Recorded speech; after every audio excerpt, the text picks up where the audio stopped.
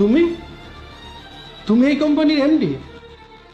সামান্য একজন garage mechanic এখন এই কোম্পানির ম্যানেজিং ডিরেক্টর? হয় তুই তো নিজের লেভেলের কাউকে খুঁজে নে। আর একটা কথা মাথায় ঢুকিয়ে রাখ, তোর এই বস্তি মার্কা চেহারা নিয়ে কখনো আমার সামনে আসবি না। বের হয়ে যা।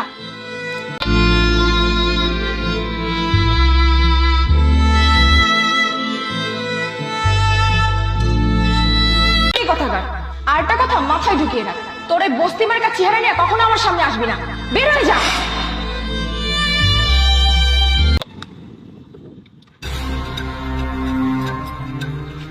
কি ব্যাপার, কি হলো এখন আবার বাইকটাতে?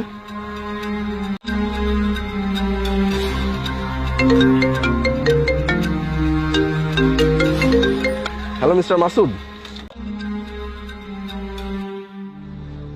স্যার। হ্যাঁ স্যার, কোনো সমস্যা? হ্যাঁ সমস্যা, বাইকটা start. Hello, okay okay, just 5 minutes, আমি মেলটা চেক করছি।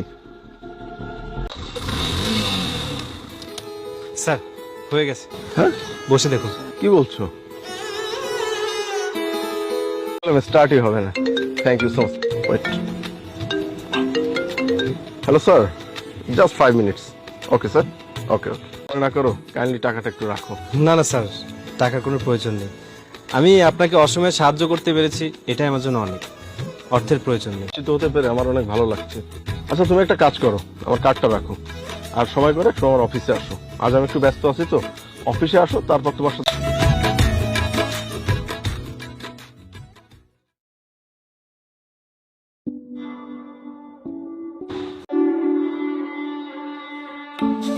Thank you sir. Oh I am really sorry.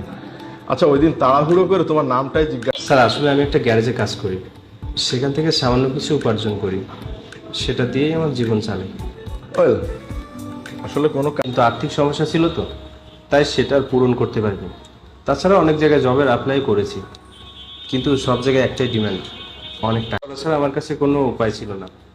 তখন থেকে আমি ওখানে কাজ করি। So sad. তোমার কথা শুনে আজ আমার অনেক কষ্ট হচ্ছে। 2 কোটি টাকার একটা ডিল ছিল। ওদিন যদি সময় মতো মিটিংটা অ্যাটেন্ড করতে না পারতাম, আমার ডিলটাই ক্যান্সেল হয়ে যেত। ওই দিনের ওই পুরো ব্যাপারটার ক্রেডিটটা কিন্তু তোমার। অফার করতে চাই, যদি তুমি অ্যাকসেপ্ট করো। জি স্যার, বলুন। অ্যাকচুয়ালি আমার এই কোম্পানিতে একজন ম্যানেজার ছিলেন, কিছুদিন আগে উনি রিজাইন দিয়েছেন। সো এত কম সময়ের পরিচয় আপনি এত বড় একটা সিদ্ধান্ত নিয়ে নিলেন? স্যার আপনার মনে হয় কোথাও ভুল হচ্ছে, আপনি আর একটু চিন্তা। আমার কাছে অনেক ম্যাটার করে, আর সে ভালো মনটা আমি তোমার ভিতর দেখেছি। আর মানুষ চেনার কথা বলছো, মানুষ চেনার ক্ষমতা আমার অনেক বেশি। অ্যাকচুয়ালি আসলে স্যার আমার অনেক ইচ্ছা ছিল আমি একদিন একজন বিজনেসম্যান হব, অথবা এরকম বড় কোনো একটা অফিসে জব করব। এর উপর ডিপেন্ড করবে তুমি কত দূর এগোবে। Thank you sir, thank you so much. You are most welcome. আর হ্যাঁ, নেক্সট উইক থেকে জয়েন করো।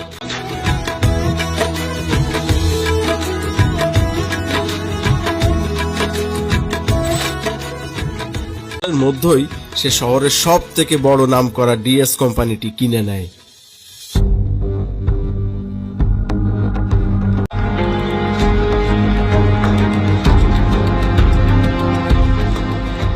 উজ্জ্বল সাহেব, কি খবর? ডাক্তার স্যার শুনুন, নতুন এমডি স্যার কিন্তু খুব স্ট্রিক্ট, সব কিছু কিন্তু সাবধানে করবেন। আরে জানি। আরে আপনি এখনো বসে আছেন কেন? স্যার ডেকেছে না? যান যান, দ্রুত যান।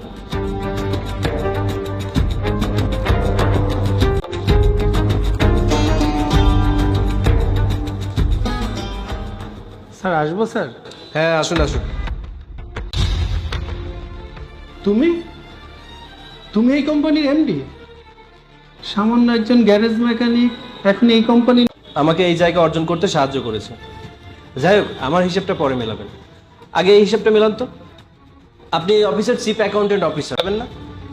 আমাকে ডাটাগুলো ফরওয়ার্ড করে দিন তো, জলদি। আরে মিস্টার জুয়েল, আপনি ঘামছেন কেন? স্বীকার করে নিন। আই এম সরি স্যার, আমি এই কোম্পানির সব টাকা ফেরত দিয়ে দিব।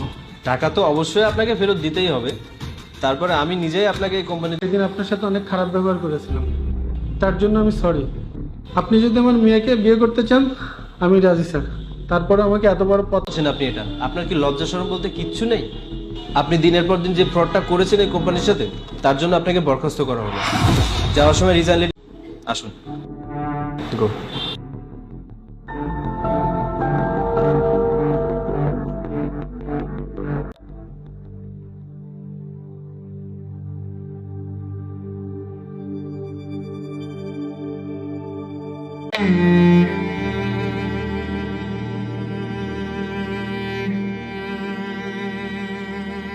বাবা হ্যাঁ, আমার চাকরিটা নেই রে মা। কোম্পানির এত বড় পদ থেকে আমাকে সরিয়ে দিল। কিন্তু কেন বাবা? তাহলে শোন মা,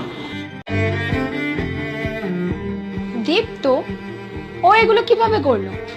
ও এত বড় পজিশনে কিভাবে সম্ভব? দেখ না ওকে কিছু বলে আমার চাকরিটা বাঁচানো যায় কিনা, তা না হলে আমাদের পথে বসতে হবে।